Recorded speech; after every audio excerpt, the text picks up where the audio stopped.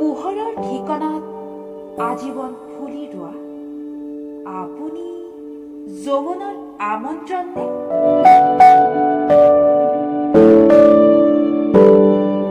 আপোনাৰ দুচকুত প্ৰতিশ্ৰুতি, আচলত নীলা কবিতা। আপোনাৰ উন্মাদ তৰংগই মোক স্পন্দিত কৰাই বহুবাৰ।